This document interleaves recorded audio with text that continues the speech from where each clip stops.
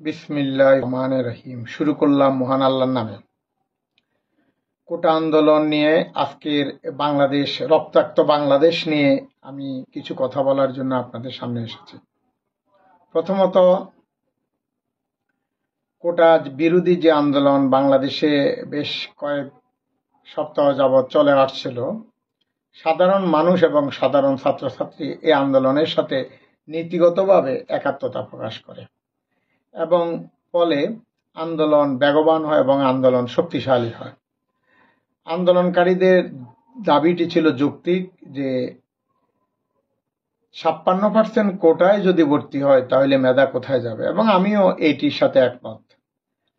কিন্তু যখন সরকার আপিলের ডিভিশনে আপিল করেছেন এবং মাননীয় প্রধানমন্ত্রী আগামী ৭ আগস্ট এটি শুনানির দিন ধার্য করেছেন, এরপরে শুধু তাই নয়, মাননীয় প্রধান বিচারপতি বলেছেন যে যারা কোটা নিয়ে আন্দোলন করছেন তারা আন্দোলন না করে তারা আপনার কোর্টে গিয়ে ওনাদের বক্তব্য পেশ করতে পারবেন, এবং সেটি ছাত্ররা মেনে নিতে পারতেন। কারণ স্বাভাবিকভাবে যখন একটি আন্দোলন, একটি ঘটনা, একটি বিচার, একটি নালিশ আপিলের ডিভিশনে গিয়েছে, তখন ছাত্ররা দাবি উঠিয়েছেন যে জরুরি সংসদ অধিবেশন ডেকে এটি পাশ করাতে হবে, যে কোটা বাতিল এই আইন। এখন প্রশ্ন হলো, যেহেতু আদালতে আছে, সংসদ অধিবেশন এত ডাকাডাকি করে এটি করার দরকার কি? দরকার ছিল যদি আদালত অনেক লেট করতো তাহলে হয়তো আদালতের তারিখ এগিয়ে আনার জন্য আন্দোলন করা যেত। সেটি না করে আমাদের কোমলমতি ছাত্র ভাইরা যেটি করেছেন সেটি শান্তিপূর্ণ হয়েছিল। হঠাৎ করে মাননীয় প্রধানমন্ত্রীর একটি বক্তব্যকে আংশিকভাবে বিকৃতভাবে উপস্থাপন করে একটা গোষ্ঠী আন্দোলনকারীদের বিপথে পরিচালনা করেছে এবং বিভ্রান্ত করেছে বলে আমি দৃঢ়ভাবে বিশ্বাস করি।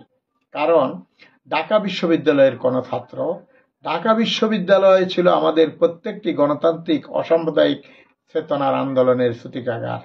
এখানে পড়ালেখা করে কোনো ছাত্র কখনো নিজেকে রাজাকার তো পরের কথা, অপরাধী শব্দটিও বলতে পারবে না এবং করে না সাধারণত।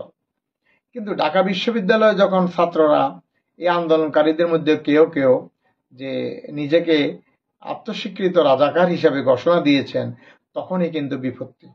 কারণ আমি কি বাংলাদেশে দাঁড়িয়ে বলতে পারবো এই পতাকা আমার না, চাঁদ তারা পতাকা আমার? আমি কি চাঁদ তারা পতাকা মাথায় দিয়ে মিছিল করতে পারবো? সেটি রাষ্ট্রদ্রোহিতার সামিল। ঠিক তেমনি ভাবে এটিও। হ্যাঁ, ছাত্রদের একটি দাবি ছিল যে ওরা কোর্ট বুঝে না, ওরা চায় সরকারের নির্বাহী আদেশ। এই প্রসঙ্গে আমাদের মাননীয় অ্যাটর্নি জেনারেল মহোদয় উনি কিন্তু বলেছেন আন্দোলনকারীদের উদ্দেশ্যে, এবং প্রধান বিচারপতি বলেছেন বক্তব্য থাকলে আদালতে আসার জন্য, তারা কিন্তু আসে নাই।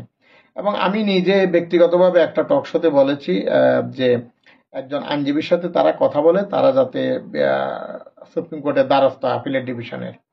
কিন্তু তারা তাদের একটি সিদ্ধান্তে অটল ছিল যে প্রশাসনিক আদেশ দিয়ে সরকার এটা করে দিতে হবে। এখন যারা এটা করেছেন তাদের যারা বুদ্ধিদাতা, আমি দৃঢ়ভাবে বিশ্বাস করি যারা বুদ্ধি দিয়েছেন এই কোমলমতি ছাত্র ছাত্রী ভাইদেরকে, তারা হয় আইন জানেন না অথবা জেনে শুনে ছাত্রছাত্রীদেরকে ভুল পথে পরিচালিত করেছেন দেশে একটা বিশৃঙ্খলা তৈরি করার জন্য।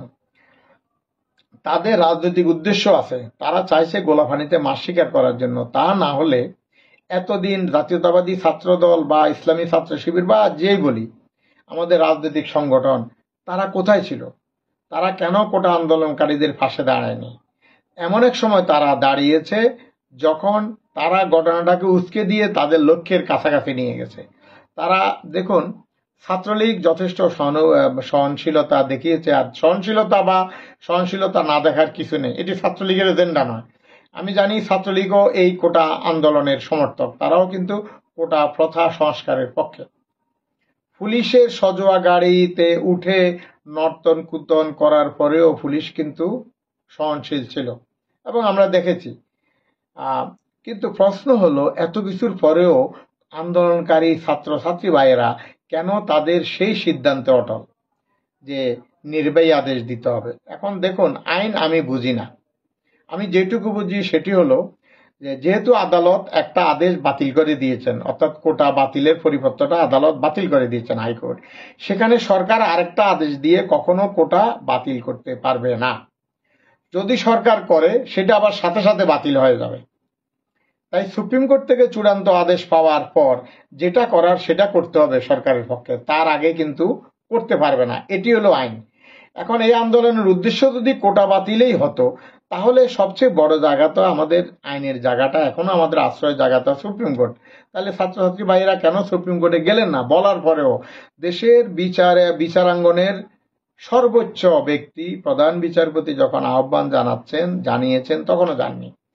কিন্তু ফলে এটা তারা তো করেননি, তারা তাদের সিদ্ধান্তে অটল থেকে আন্দোলনটাকে ব্যাপকভাবে ছড়িয়ে দেওয়ার চেষ্টা করছেন এবং রাজাকার ইস্যুটাকে তারা নিজেরা রাজাকার, আত্মস্বীকৃত রাজাকার বলেছেন। আমি বিশ্বাস করি আন্দোলনকারী ছাত্রছাত্রী ভাইয়েরা কখনো এটা বলতে পারে না, কারণ তাদের অনেকের বাবা দাদা মুক্তিযুদ্ধ ছিল এবং গুটি কয়েক রাজাকার বাদ দিলে 71 সালে বেশিরভাগ মানুষই তো মুক্তিযোদ্ধা ছিল, তাদেরই তো নাতিপুতি এরা।